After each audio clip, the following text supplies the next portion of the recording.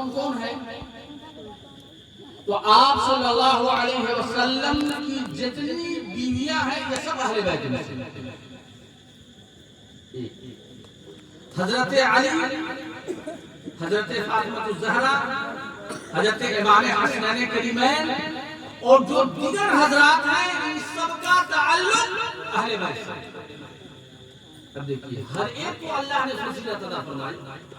تو سب سے زیادہ جو گہرا رشتہ تھا وہ رسول اللہ سے وہ کون تھا؟ اہل بیت کا رشتہ۔ اب قرآن میں اللہ تبارک و تعالیٰ نے ارشاد فرمایا قل لا اسألکم علیہ اجرا، اے محبوب آپ ان مسلمانوں سے فرما دیجیے، انہیں بتا دیجیے کہ اے ایمان والو، اے مسلمانوں، اے میرے ماننے والوں، کلمہ پڑھنے والوں،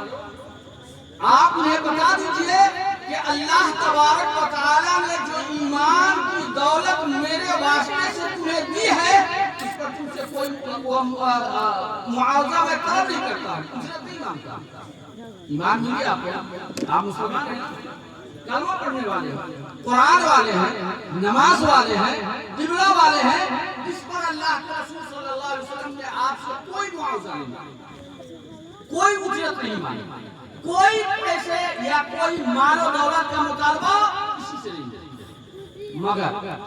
ایمان والوں سے اللہ تبارک و تعالیٰ کے حکم پر ایک چیز کا مطالبہ کیا، وہ کیا چیز ہے؟ اِلَّا الْمَوَدَّةَ فِي الْقُرْبَى، کہ محبوب جو ایمان ملی ہے، یہ قرآن ملا ہے، اور اخیر میں جو اللہ جنت جیسے عظیم نعمت عطا فرمائے گا، ان تمام چیزوں کے بدلے سے ان مسلمانوں سے ایک چیز کا مطالبہ ہے، وہ یہ ہے کہ رسول اللہ کے جو گھر والے ہیں ان سے اپنی جان سے بھی زیادہ محبت، ان سے محبت کرنے کا حکم یہ اللہ تعالیٰ کا حکم، جن کو بولتے ہیں اہل بیت۔ اسی اہل بیت کی ایک کڑی ہے سید، اسی اہل بیت جس کو سادات بولتے ہیں، اور مختلف دنیا میں مختلف ملکوں میں الگ الگ نام ہے، یہاں جیسے سید بولتے ہیں سید صاحب، عرب وغیرہ میں انہیں ہاشمی کہا جاتا ہے، ہاشمی کہا جاتا ہے، کہیں پہ علوی کہا جاتا ہے، کہیں پہ شریف لکھا جاتا ہے، ان کی ہر زمانے میں خاص پہچان ہے۔ اب دیکھیے اہل بیت سے محبت کا مطالبہ ہوا، اب اللہ کا حکم ہوا، اللہ تبارک و تعالیٰ کا حکم ہوا، اے محبوب آپ فرما دیجیے سرکار دنیا میں جب تک اللہ تعالیٰ نے چاہا ظاہری زندگی اللہ تعالیٰ نے اپنے محبوب کو عطا فرمایا، آپ دنیا سے پردہ فرما دیں، یہ ایک حقیقت ہے، انک میت و انہم میتون، اے محبوب آپ بھی دنیا سے جانے والے ہیں اور جتنے لوگ ہیں سب جانے والے ہیں، ایک وقت مقرر کیا تھا اللہ تعالیٰ، اس میں بھی بہت سارے راز، بہت ساری حکمت کی بات ہوتی ہے۔ اب حیات دو طرح کی ہے، ایک یہ دنیاوی حیات ہے، میں اس حیات کی بات کر رہا ہوں، ایک برزخی حیات ہے، اس کی میں بات نہیں کر رہا ہوں، جو برزخی حیات ہے وہ اس حیات سے کروڑوں گنا بہتر ہے، اور وہ تو ہمارے اور آپ کے نبی کو اعلیٰ اکمل افضل اور سب سے بہتر حیات ہے، وہ عام مسلمانوں کو بھی افضل اور کیا بولتے ہیں کہ اعلیٰ حیات ہوتی ہے، جو برزخی حیات ہوتی ہے یعنی مرنے کے بعد والی جو زندگی ہوتی ہے وہ بھی حیات ہے، مگر اس میں فرق ہے، اس میں ہم انہیں نہیں دیکھ پاتے اور برزخی حیات میں وہ سب کچھ دیکھ پاتے، یہ فرق ہوتا ہے۔ تو اللہ کے رسول صلی اللہ علیہ وسلم دنیا سے پردہ فرمانے کا وقت آیا، اب سرکار صلی اللہ علیہ وسلم کی حدیث پاک ہے، ارشاد فرمایا اپنے غلاموں سے اور رہتی دنیا تک کے جتنے مسلمان ہیں ان سب سے اللہ کے رسول صلی اللہ علیہ وسلم نے ایک ارشاد فرمایا، وہ یہ ہے کہ دنیا میں میں دو چیزوں کو چھوڑے جا رہا ہوں، کس چیزوں کو چھوڑے جا رہا ہوں؟ دو چیزوں کو، اور جب تک کہ تم ان دونوں چیزوں کو مضبوطی سے پکڑے رہو گے کبھی گمراہ نہیں ہوگے، ہلاک نہیں ہوگے، راہ راست سے ہی بھٹکو گے۔ یعنی ہلاکت کی طرف نہیں جاؤ گے، گمراہی کی طرف نہیں جاؤ گے. وہ دو چیزیں اللہ کے رسول صلی اللہ علیہ وسلم نے چھوڑی دنیا میں. پہلا قرآن. اب قرآن سے مراد قرآن بھی ہے اور حدیث بھی. اور دوسرے چیز کے بارے میں اللہ کے رسول صلی اللہ علیہ وسلم نے ارشاد فرمایا، اور دوسری چیز میری اہل بیت ہے. یہ دو چیزیں میں تجھے چھوڑے جا رہا ہوں، ان دونوں چیز کو مضبوطی سے کام لو گے تو کبھی بھی گمراہ نہیں ہوگے. یہ اللہ کے رسول صلی اللہ علیہ وسلم کی حدیث پاک. دیکھیے اب ظاہر سی بات ہے، قرآن کو سمجھنا اتنا آسان تو نہیں. قرآن ایک تھیوری کا نام ہے جس کو سمجھنے کے لیے بہت سارے علوم چاہیے. وہ تو اللہ کا کرم ہے کہ اللہ تبارک و تعالیٰ نے اس امت میں ایسے ایسے علماء کو پیدا فرما دیا ہے جنہوں نے اللہ کے مقدس کلام کو سمجھ کر کے ہماری مادری زبانوں میں اس کا ترجمہ کر دیا ہے کہ ہم قرآن پاک کو سمجھ لیں. ورنہ یہ کوئی چائے کی پیالی نہیں ہے جسے آپ پیئے. ایک لفظ کے کتنے کتنے معنی ہوتے ہیں. اب اللہ کی شان کو بھی برقرار رکھتے ہوئے، رسول اللہ کے مرتبے کی نظر رکھتے ہوئے قرآن کا جو ترجمہ کرے گا وہی کامیاب ہے، اور وہ بھی قرآن سے گمراہ ہوگا. تو قرآن ایک تھیوری کی شکل میں دیا، اور قرآن پر عمل کی پریکٹس رسول اللہ کے حل میں. اسی لیے اللہ کے رسول صلی اللہ علیہ وسلم نے فرمایا کہ دو چیزیں میں چھوڑے جا رہا ہوں، اور یہ دونوں ایک دوسرے سے جدا نہیں ہیں. ایک قرآن ہے، اور اگر اسی قرآن کو سمجھنا ہے تو میں اپنے اہل بیت کو چھوڑے جا رہا ہوں، اور جو کریں گے وہی قرآن کو تفسیر. دو چیزیں اللہ کے رسول صلی اللہ علیہ وسلم نے چھوڑی. کہ قرآن ہے ہمارے اور آپ کا متراوی پڑھتے ہیں. دوسری اہل بیت. اب اس اہل بیت کی کڑی میں سے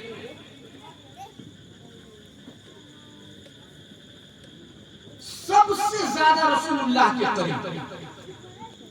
سب سے زیادہ جن کو ہمارے نبی نے فرمایا کہ میرے جسم کا ٹکڑا ہے، وہ کون ہے؟ حضرت فاطمہ الزہرا رضی اللہ تعالی عنہا، انہیں خاتون جنت کہا جاتا ہے. اس سرکار صلی اللہ علیہ وسلم کی بیٹی ہے جن کو ہم اور آپ بی بی فاطمہ کے نام سے آتے ہیں. ان کی جو شکل و شباہت تھی، صورت، سیرت، بولنا، گفتار، رفتار، اخلاق، عادت و اطوار، یہ سیم رسول اللہ صلی اللہ علیہ وسلم. اور ہمارے نبی صلی اللہ علیہ وسلم بہت زیادہ اسے محبت فرماتے تھے.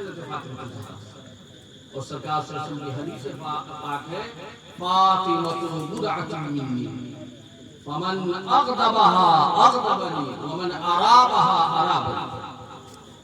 کہ فاطمہ میرے جسم کا ایک ٹکڑا ہے، جس نے اس کو ناراض کر دیا اس نے مجھ کو ناراض کر دیا، جس نے اسے تکلیف پہنچائی اس نے مجھے تکلیف پہنچائی. یہ حضرت فاطمہ الزہرا رضی اللہ عنہا حد درجہ محبت فرماتے ہیں. اب حضرت فاطمہ الزہرا ان کی شان اعلیٰ سے اعلیٰ. کل قیامت کا دن ہوگا، آپ نے سنا ہوگا کہ قیامت کے دن پل صراط بھی ہے. پل صراط ہے کیا؟ یہ پل صراط کا مطلب آپ یہ سمجھ جائے کہ جو بال سے بھی زیادہ باریک، تلوار سے بھی زیادہ تیز، اسے پار کر کے ہی جنت میں جانا. وہی اللہ والے قرآن میں اللہ نے فرمایا کہ جتنے بھی انسان ہیں سب کو پار کرنا ہے. تو ہمارے اور آپ کے پار کرنے میں فرق ہے، غوث و قطب کے پار کرنے میں فرق ہے، ولیوں کے پار کرنے میں فرق ہے، عام انسان کے پار کرنے میں فرق ہے. مگر جب حضرت فاطمہ الزہرا کل قیامت کے دن جب پل صراط پار، تو حدیث پاک میں ہے اللہ تعالیٰ کا حکم ہوگا، اے محشر کے لوگوں اپنی نگاہوں کو نیچی کر کیا کرو اپنی نگاہوں کو جھکاؤ نیچے دیکھو خاموش ہو جاؤ اور اپنی نگاہوں کو نیچے رکھو کیونکہ فاطمہ بنت محمد ابھی پلسرات کو پار کرنے والی اللہ اکبر یہ مرتبہ اور آپ کے ساتھ میں 70,000 حوریں استقبال کے لیے پار کرنے حضرت فاطمہ زہرا کی شان سرکار کی اور حضرت علی کی بیوی حضرت فاطمہ زہرا رضی اللہ تعالی عنہ کی شادی حضرت علی سے ہوئی اللہ کے اشارے پر اور اللہ تبارک و تعالی نے رسول اکرم صلی اللہ علیہ وسلم کی نسل کو بڑھانے کے لیے حضرت فاطمہ زہرا کا انتخاب کیا سرکار کی اولاد تھی لیکن وہ انتخاب سرکار کے بیٹے مگر انتخاب کیا مگر یہ ضروری ہے کہ اللہ کے رسول نے فرمایا ہے کہ دو چیز چھوڑے جا رہا ہوں ایک قرآن ہے دوسری اہل بیت ہے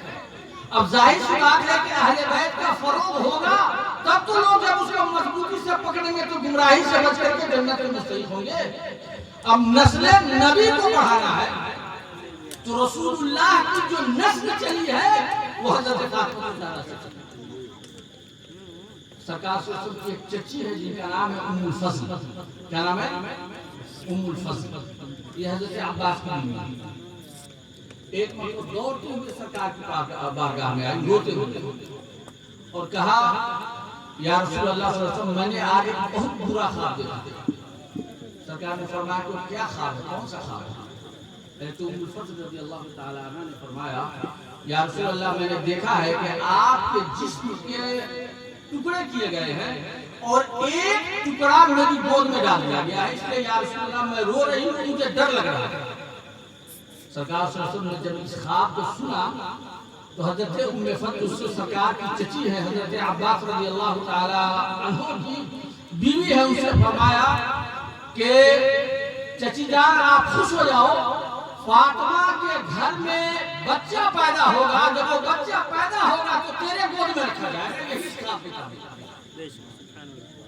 کیا دیکھا خواب انہوں نے کہ سرکار کے جسم کا ایک ٹکڑا حضرت ام الفضل کے گود میں رکھا گیا یہی دیکھا تھا خواب میں ایک گوشت کو کاٹ کر کے ام الفضل کے گود میں رکھا گیا اب کچھ دنوں کے بعد میں حضرت امام حسین رضی اللہ تعالیٰ عنہ کی پیدائش ہوئی جب آپ پیدا ہوئے تو لے جا کر کے حضرت ام الفضل کے گود میں رکھا گیا سرکار نے فرمایا یہی تیرے خواب دیکھا کیا خواب دیکھا تھا رسول اللہ کے جسم کے ٹکڑا کو کاٹ کے رکھا گیا آپ اس پہ غور کرو کہاں رکھا گیا حضرت ام الفضل کے گود میں اب دو نواسے سرکار کا جو مشہور و معروف ایک امام حسن دوسرے امام حسین میں آپ کو بتاؤں کہ اسلام میں یا زمانے جاہلیت میں پہلے حسن اور حسین کسی کا